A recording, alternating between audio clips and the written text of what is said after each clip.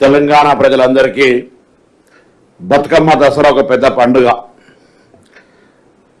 పెద్దలందరూ పండుగ జరుపుకుంటే విద్యార్థులందరికీ ఈరోజు గౌరవ ముఖ్యమంత్రి గారు, ఉప ముఖ్యమంత్రి గారు రెసిడెన్షియల్ పరంగా ఒక విప్లవాత్మక నిర్ణయం తీసుకొని ఇంటిగ్రేటెడ్ స్కూల్స్ కాంప్లెక్స్ పేరు మీద దశల వారీగా రాష్ట్రం మొత్తం ఇవన్నీ నిర్మాణం చేపట్టాలని కొన్ని స్థలాలు సేకరింపబడ్డ నియోజకవర్గాలకు అనుమతులు ఇచ్చి 11వ తేదీ నాడు శంకుస్థాపన చేయాలి.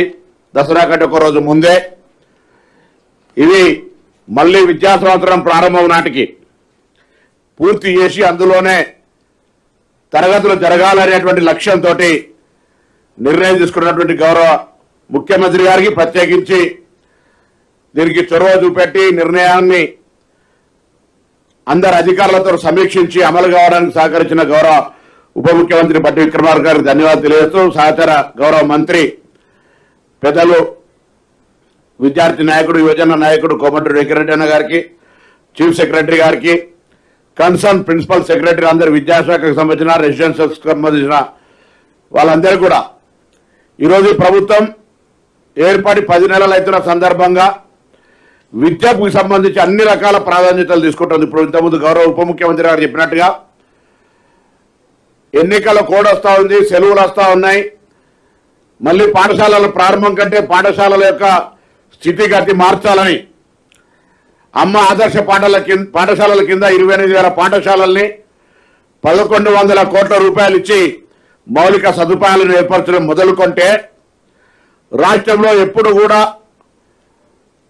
ఒక స్పష్టమైనటువంటి అంశంతో స్పష్టత లేకుండా టీచర్ల బదిలీ ఇంత క్లిష్ట దశలో ఉంటే 19,000 మంది పైన ప్రమోషన్లు ఇచ్చి 35,000 ట్రాన్స్ఫర్లు జరిపి పాఠశాలలన్నిటి కూడా సమర్థవంతంగా నడవాలనేటువంటి ఒక ఆ అధ్యాపక వర్గానికి సంబంధించిన ఫ్రస్ట్రేషన్, అసహనాన్ని తొలగించి వాళ్ళ సమస్యను పరిష్కరించడంతో పాటుగా పాఠశాల విద్యుత్ బిల్లులు కట్టలేక ఇబ్బంది అవుతా ఉంది. అవి ప్రభుత్వ పాఠశాలలు గౌరవ ముఖ్యమంత్రి గారు, విద్యుత్ శాఖ మంత్రి గారు, ఉప ముఖ్యమంత్రి గారు కలిసి ఒక గొప్ప నిర్ణయం తీసుకొని పాఠశాలలందరికీ రెసిడెన్స్తో సహా విద్యుత్ బిల్లులు కట్టాల్సిన అవసరం లేదని చెప్పేటువంటి ఒక గొప్ప నిర్ణయం.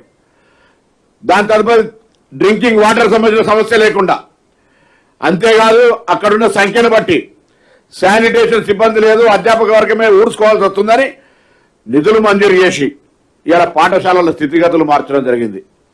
అంతేకాదు ఈరోజు రాష్ట్రంలో ఉన్న 1,023 గురుకులాలకు సంబంధించి 600 చిల్లర గురుకులాలకు సొంత భవనాలు లేవని, ఉన్న అద్దె భవనాలకు కూడా 4-5 సంవత్సరాల నుంచి కిరాయి ఇవ్వకపోతే వాటన్నిటినీ డాటా తెప్పించి వాళ్ళందరి యాజమాన్లతో ఆయా హాస్టళ్ల నిర్వహణకు సంబంధించిన ప్రిన్సిపల్ సెక్రటరీలతోటి మాట్లాడిపించి వాళ్ళ యొక్క రెంట్స్ అన్ని కూడా పేమెంట్ చేసి మినిమం సౌకర్యాలను, మౌలిక సదుపాయాలు లేక ఇబ్బంది పడుతున్నారో అవన్నీ ఏర్పాటు చేసి నిర్ణయం తీసుకున్న సందర్భంగా నేను ఒక విద్యార్థి నాయకుడిని, ఆ సంబంధించిన సమస్యల పట్ల అవగాహన ఉంది.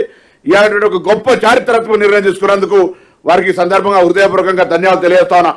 10 సంవత్సరాలు విద్యా వ్యవస్థ నిర్లక్ష్యం జరిగింది. రిక్రూట్మెంట్ లేదు, వైస్ ఛాన్సలర్ లేరు, అనేక రకాలుగా ప్రొఫెషనల్గా యూనివర్సిటీలో రిక్రూట్మెంట్ లేదు, టీచర్లకు సంబంధించి లేదు. ఇవాళ రిక్రూట్మెంట్ ప్రాసెస్ లో రేపు డిఎస్సి నోటిఫికేషన్, ఎగ్జాము, దాని తర్వాత ఫలితాలు ఇచ్చి ఉద్యోగ నియామకాలు ఇస్తా ఉన్నాం, నియామకాలు ఇచ్చారు. ఈ విధంగా అన్ని రకాలుగా ఎడ్యుకేషన్ సంబంధించి ఒక సమూలమైన మార్పు తీసుకొచ్చి ప్రభుత్వానికి సంబంధించి దయచేసి ఇంతకుముందు వెంకన్న గారు చెప్పినట్టుగా ఇది ఒక సాంకేతికమైనటువంటి ఒక సమాజంలో ఒక పునాది లాంటి ఈ అంశాన్ని మార్పుకు శ్రీకారం చుట్టినటువంటి గౌరవ ముఖ్యమంత్రి గారికి, ఉప ముఖ్యమంత్రి గారు ప్రత్యేకించి ధన్యవాదాలు తెలియజేస్తా ఉన్నా.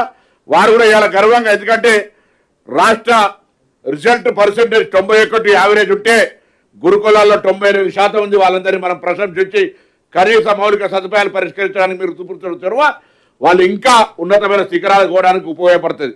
దాంతోపాటుగా ఇలా ఇంటర్మీడియట్ సంబంధించి రాష్ట్ర పర్సెంటేజ్ 64 ఉంటే గురుకులాలకు సంబంధించి 91% రిజల్ట్ ఉంది. అలా ఆ టీచర్స్ వాళ్ళను మనకు ఉన్నటువంటి ప్రిన్సిపల్ సెక్రటరీ నుంచి కాలేజీ నడిపే అధ్యాపక బోధించే వాళ్ళందరి దాకా కూడా ఇలా